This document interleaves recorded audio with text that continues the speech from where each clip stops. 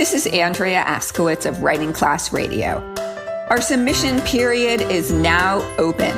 Send us your best personal story, 1,200 to 1,500 words on any topic. Please check our submission guidelines at writingclassradio.com. We pay.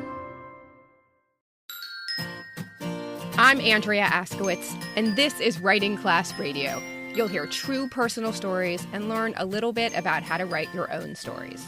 And I'm Allison Langer. Together, we produce this podcast, which is equal parts heart and art. By heart, we mean the truth in a story. By art, we mean the craft of writing.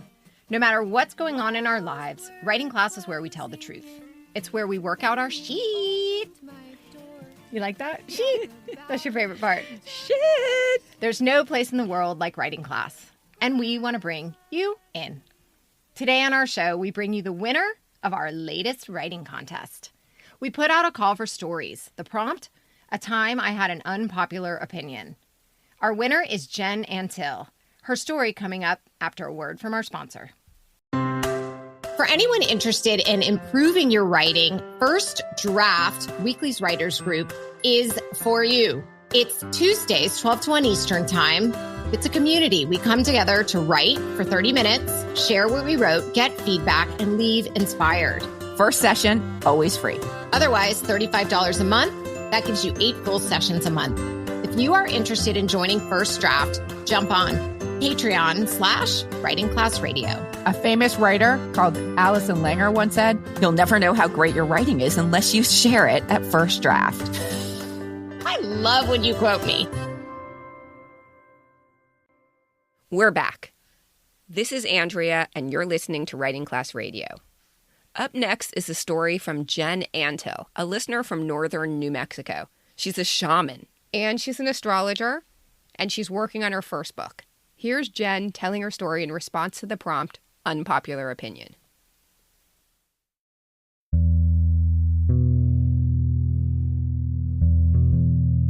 The internet cafe is humming around me.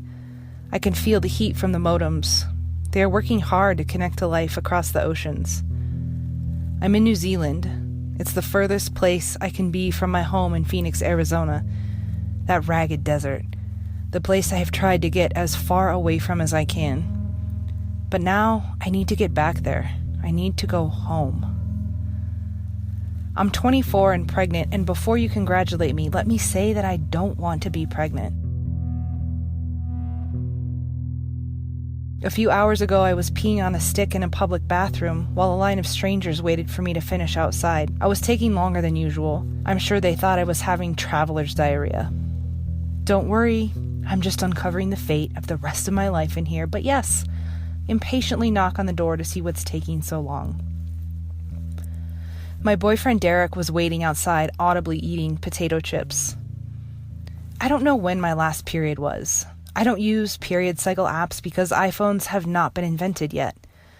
I don't color in red in my day planner to hallmark the coming of my blood because I'm traveling and I don't have a day planner. I spend days on trains, looking out the window at sheep, so I can climb giant glaciers. Life has different priorities these days. I call my mom from a payphone. She picks up. "Hi, babe. How are you?" She's cheerful. She sounds up. "Mom, I'm pregnant." There's no need to dabble around in the details of my New Zealand life. I may as well just stab her in the gut from the get-go. Oh, shit. She doesn't try and cover up her disappointment. She doesn't try and feign excitement. She doesn't pretend to talk about baby names or gender reveal parties. She goes straight to, "How can we get you home and unpregnant?" I cry into the rusty payphone. My mom says, "I'll call your father. We'll get you a plane ticket home."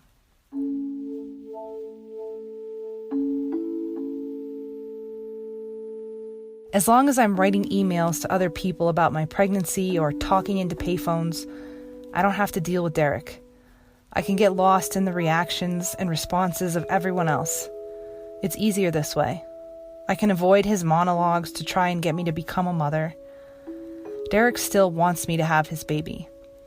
I want to get as far away from him as I can.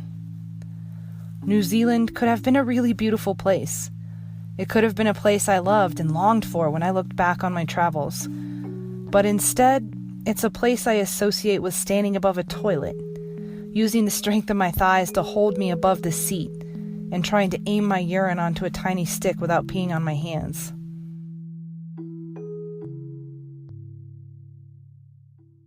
I see an email from my church group back home. It's a group message. I'm not into church anymore, but these people were my community. They were my family for a really long time. And just because I'm not into Jesus anymore doesn't mean I don't still love them. We spent years walking the inner streets of Phoenix together, knocking on the doors of project apartments and recruiting kids for our Christian summer camps. We rode the city buses together. We cried when the kids we knew were shot and stabbed. We went to funerals. We tried to get little kids to ask Jesus into their hearts. We made water slides in the summer and read Bible verses in the winter. We were more than a church. We were a team. They gave me permission to explore the poorest and darkest neighborhoods of Phoenix and allowed me to see that I wasn't all that different from the people we were trying to save. I read the group email and respond to Kelsey, my best friend from church. I've known her since I was 8 years old. I write, "Dear Fat Rabbit, guess what? I'm flipping pregnant. I can't believe it. I need to come home. I need to get an abortion. I'm trying to fly home as soon as possible. Derek wants me to keep the baby, but I can't do that. I've got to get out of here. I'll try and call you soon. Love, Jiggly Pig." I press send. Seconds pass.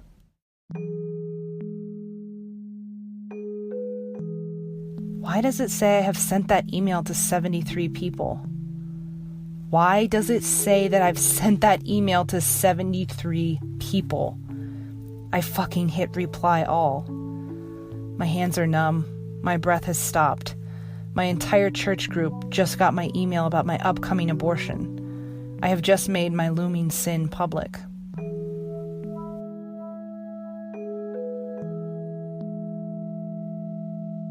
As I wait to see if anyone responds, I realize that my life has changed.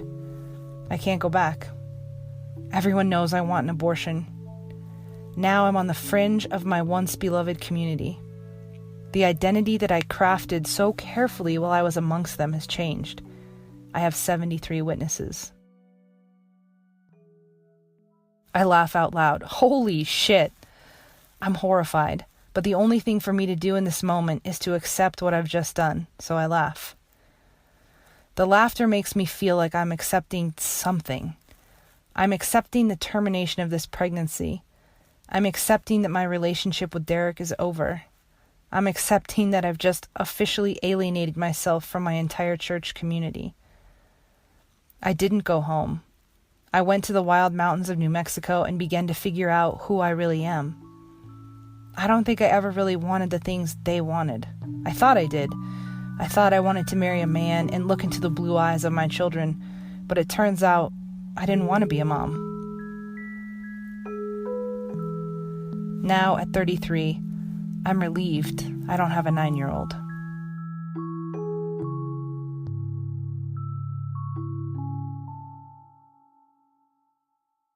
Whew. Wow. Okay. So that's a really intense ending. Strong, very strong. We chose this story as the winner of the contest because the narrator's choices could be considered hugely unpopular. Right. For so many people, abortion is hugely unpopular. But what I think is so interesting about this piece is that it's so unpopular in her world. She sent that email to 73 people. When I just listened to it, it made me laugh when she wrote, "Oh my God, why does it say that I sent this to 73 people?" And then she talked about the reason she was laughing. The reason I was laughing, because it's so bad. Like, I was like, oh my God, that's so uncomfortable. No. Yeah. Like, my laughter was like, But haven't you done that inappropriate. before? Like, I felt like it was very specific, but it was completely universal. Yes. 'Cause who hasn't done that? Absolutely. Yeah. So she just revealed her unpopular opinion to all of her people. But it was like the boost she needed to like be like, okay, now I fucked everything up. Let me move on with my life. Right. That's true. But then what she did, which is awesome in this story, is that she not only gave us one unpopular opinion, which is that she wanted and had an abortion, but that she also doesn't want to be a mom. So Yeah. the story turned into that. it turned into a story about a woman who doesn't want to be a mom. And that's not a popular opinion in so many circles. Well, that's what some people think. Obviously, Right. we don't. But No. we have people in our class who struggle to write about this too, that they're constantly like, what do you say when somebody says Happy Mother's Day? Or, all those kind of things. Or if you don't, they're constantly trying to figure out why they don't. It's like something that they just can't just be like, I don't. No, it's true. No one can accept that. Do I or don't I want to be a mom is an enormous question. But let's talk about the idea of using a prompt that like this one. So this prompt is unpopular opinion. So basically what we were trying to get from our listeners were stories about the time you were the bad guy. And that's such a good start for a story because there's tension, there's conflict, there's like, oh, I did this shitty thing. And those always, not always, but so often lead to a really wonderful story. Yeah. And Jen Antill, She did a great job. She did it. Thank you for listening, and thank you, Jen Antill, for sharing your story. Hey, listeners, we want your stories. Send us your best true personal stories. Go to our website, writingclassradio.com. Hit the submissions tab for our guidelines. Then before you submit, listen to a bunch of our episodes to get a sense of what we air. Being familiar with style and content will always up your chances of becoming famous, or at least getting published in all publications. So know the publication before you submit. Also, we're a paying publication. Ooh. We pay a small stipend for all stories we air from our listeners. Writing Class Radio is produced by Virginia Laura, Andrea Askwitz, and me, Allison Langer. Theme music by Justina Chandler, and additional music by Poddington Bear. Writing Class Radio is sponsored by and recorded at the Launchpad at the University of Miami. This episode is sponsored by the podcast Made Visible, which brings invisible illness to light. There's more writing class on our website, writingclassradio.com, including video classes, stories to study, and editing resources. If you love this show and enjoy all the extras on our website, hit the Support Us button. Writing Class Radio is taking a little break to work on our next season. We'll be back in your feed at the end of February, so look for us. There's no better way to understand ourselves and each other than by writing and sharing our stories. Everyone has a story. What's yours?